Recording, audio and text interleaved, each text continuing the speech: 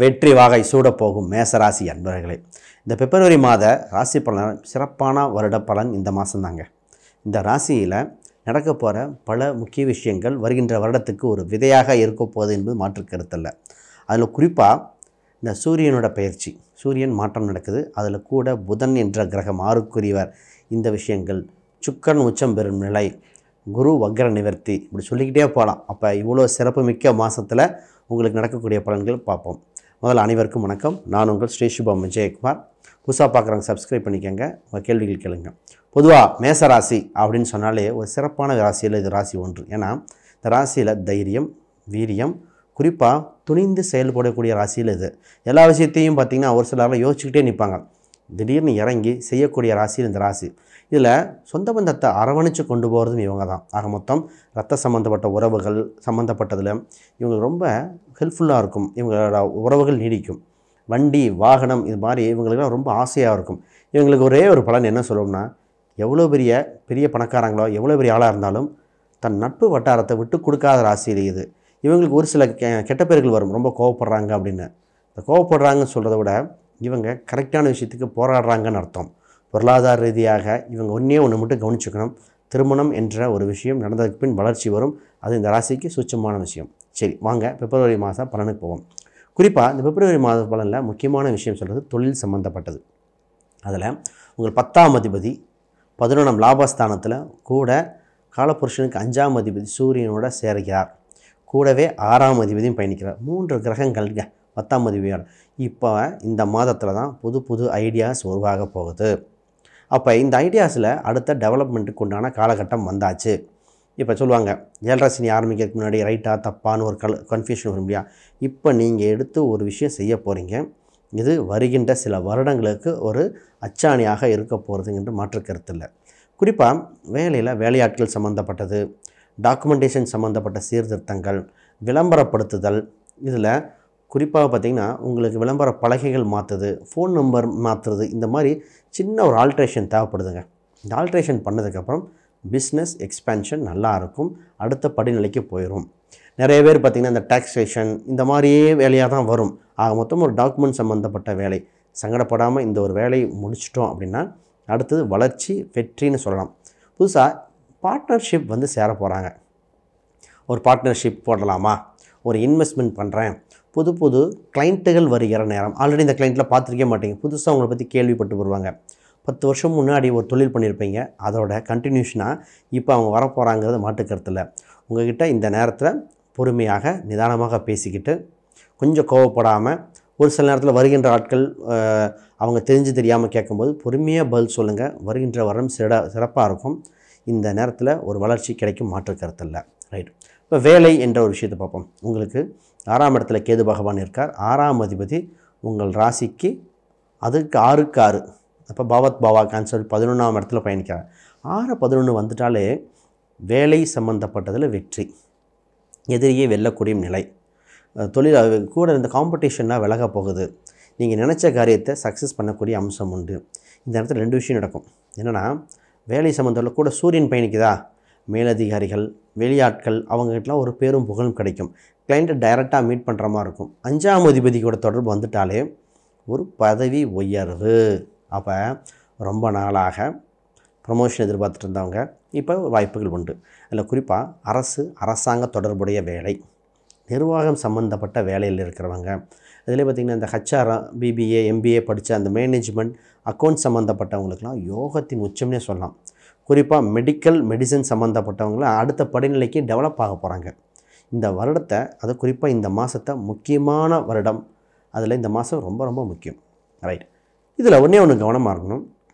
6ஆம் அதிபதியோட சனி சம்மந்தப்படும் போது உங்களுக்கு வருகின்ற தகவல்களை கொஞ்சம் 1க்கு 2 முறை விசாரிக்கணும். அது ஒன்று தான். அந்த விசாரணை செய்து சீர்திருத்தம் பண்ணும்போது டெவலப்மெண்ட் ஆகும்.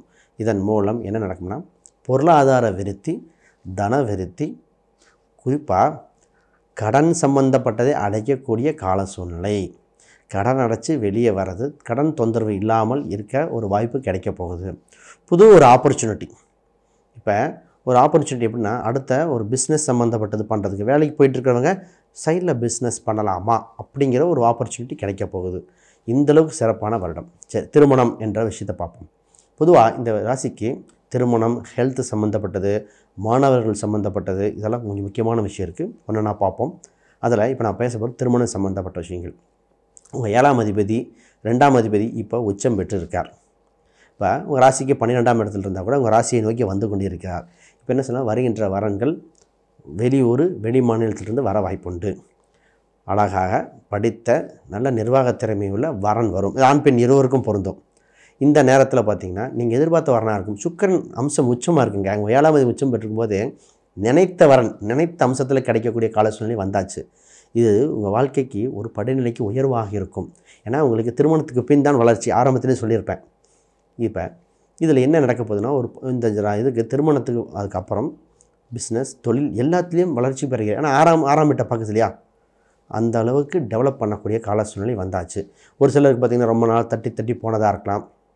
இருக்கையில் கன்ஃபியூஷனே அதுதான். நிறைய பேர்த்துக்கு ஒரு ஜோசி இருக்குங்கிறாங்க, இன்னொரு ஜோசி இல்லை. இன்னொரு என்னென்னா, நான் எங்களுக்கு பிடிச்சிருக்கு ஆனால் ஜாதகம் ஒத்துவல்ல, ஜாதகம் ஒத்து வரும்னு சொன்னாங்கன்னா நேரில் வேணால் பிடிக்கல. இந்த மாதிரி கன்ஃபியூஷன் வரும். இனி அந்த கன்ஃபியூஷன் இருக்குது. இந்த ராசிக்கு வாய்ப்பு இல்லை. டக்குன்னு பார்த்தோம், நல்லபடியாக புரிஞ்சது, நல்ல இடத்துல சீக்கிரம் அடுத்தது கல்யாணத்து வரைக்கும் போகக்கூடிய அம்சம் வந்தாச்சு. ஆக மொத்தம் இப்பொழுது நிச்சயமாகும் அளவுக்கு ஒரு நிலை வந்து விட்டன என்பது மாற்று கருத்து இல்லை. ரைட். ஒரு சிலர் இந்த 2வது திருமணத்தை பற்றி நிறைய கேள்விகள், நிறைய வீடியோக்கள் வந்திருந்தது. ஜாபு, கவர்மெண்ட் ஜாப் பற்றிலாம் அதையும் சேர்த்து சொல்லிடுவோம். முதல்ல 2வது திருமணம் சம்மந்தப்பட்ட இவங்களுக்கு ராசி அதிபதி ரீதியாக மே மாதத்துக்கு மேலே இன்னும் சிறப்பாக இருக்கும். ஒரு பார்வை 9ஆம் வீட்டுக்கு வந்தப்புறம் பார்க்கும்பொழுது 7ஆம் வீடும் 9ம் 2ம் பார்க்கும்போது தகவல்கள் நல்ல தகவலாக இருக்கும். மே மாதத்துக்கு மேலே பாருங்கள், சூப்பராக இருக்கும். அது வரைக்கும் இந்த மாதத்தில் பேச்சுவார்த்தையை பேசலாமே தவிர உறுதி கொடுக்க அம்சம் இல்லை. ரைட். மாணவர்களுக்கு குறிப்பாக உங்கள் 4ஆம் அதிபதி இப்போ 4ஆம் இடத்த ராசிக்கு பொதுவாக இந்த மேச ராசிக்கு என்ன நடந்ததுன்னா, 4வது ஸ்தானத்தில் செவ்வாய் வலு இல்லாமல் பல நாள் 3 நாளுக்கு ஷட் அடிச்சுட்டு இருந்தார். இது என்ன ஆச்சுன்னா, எல்லாமே கை பக்கத்து வரைக்கும் போய் நின்றுச்சு. நடக்குமா நடக்கலையான்னு சொன்ன வருத்தங்கள் பல.